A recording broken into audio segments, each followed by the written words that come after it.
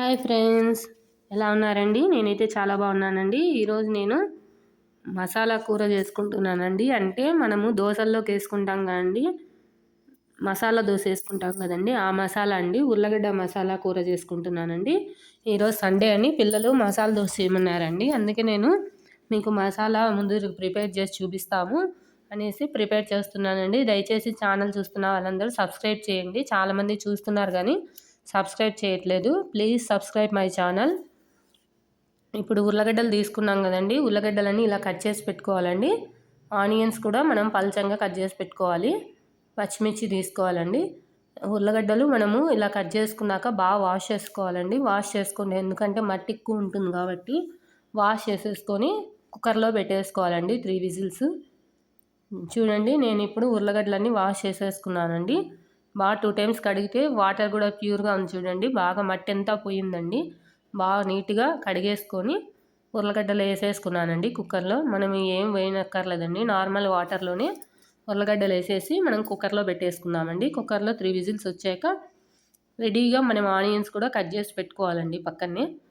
ఎందుకంటే మనం ఉర్లగడ్డలు రాగానే చల్లగా అయ్యాక దానిపైన తొక్కంతా తీసేసి మనం ఆనియన్స్ అంతా వేయించుకొని ఈ ఆలుగడ్డ మనం తొక్క తీసుకున్న ఆలుగడ్డ అంతా వేసుకోవడమే అండి. ఈజీగా ఉంటుందండి.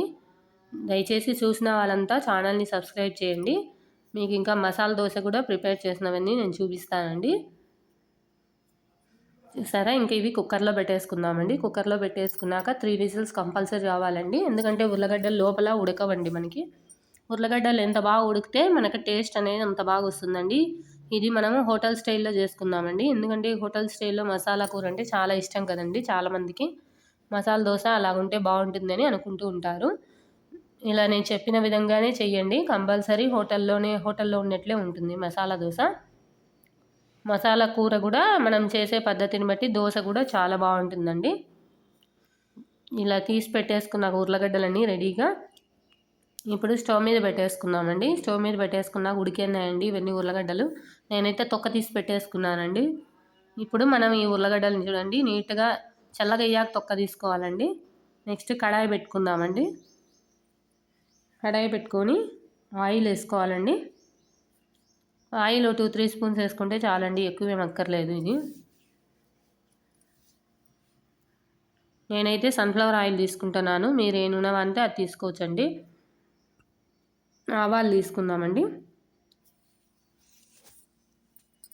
ఆవాలు, శనగపప్పు అండి, 1 స్పూన్ శనగపప్పు వేసుకోవాలండి.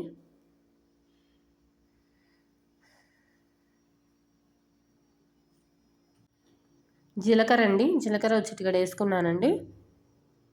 పసుపు పొడి తగినంత వేసుకోవాలండి.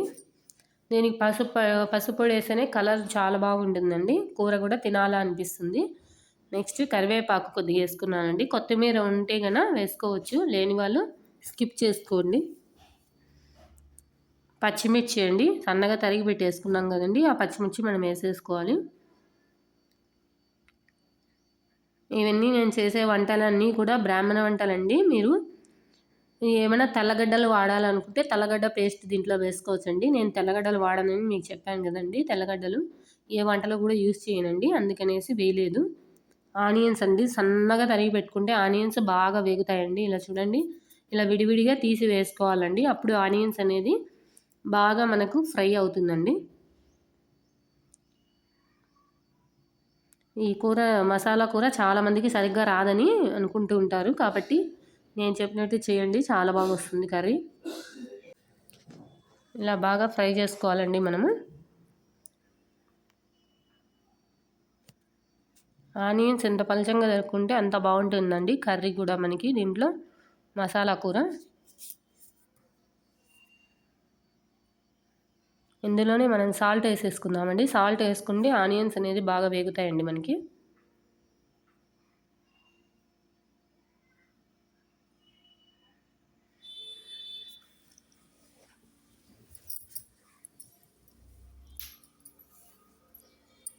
చూడండి, ఇలా బాగా ఆనియన్స్ అనేది బాగా వేగాక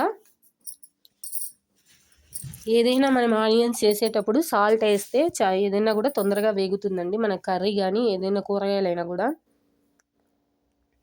ఎందుకంటే సాల్ట్ వల్ల మనకు వాటర్ వస్తుందండి. దానివల్ల కొద్దిగా తొందరగా వేగుతాయి. చూడండి బాగా ఆయిల్ అనేది పైకి వచ్చేస్తుందండి. బాగా ఫ్రై అవుతున్నాయి ఆనియన్స్. అంతలోపలే మనం ఉర్లగడ్డ తీసుకున్నాం కదండి, దీన్ని బాగా పిసికి పెట్టుకుందామండి మెత్తగా.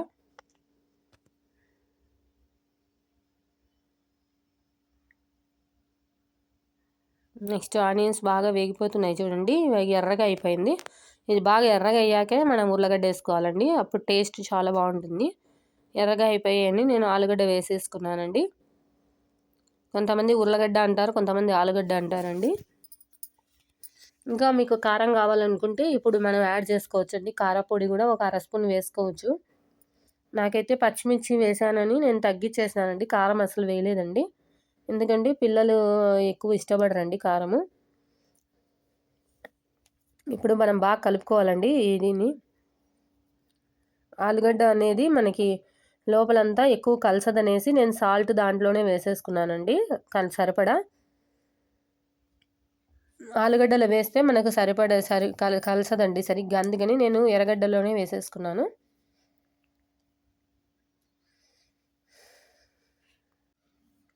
చూడండి కలర్ఫుల్గా వచ్చింది కదండి, మనం హోటల్లో వచ్చినట్లే కలర్ కూడా చాలా బాగా వస్తుందండి. ఈ టైప్లో మీరు చేయండి ఇంట్లో మసాలా దోశ.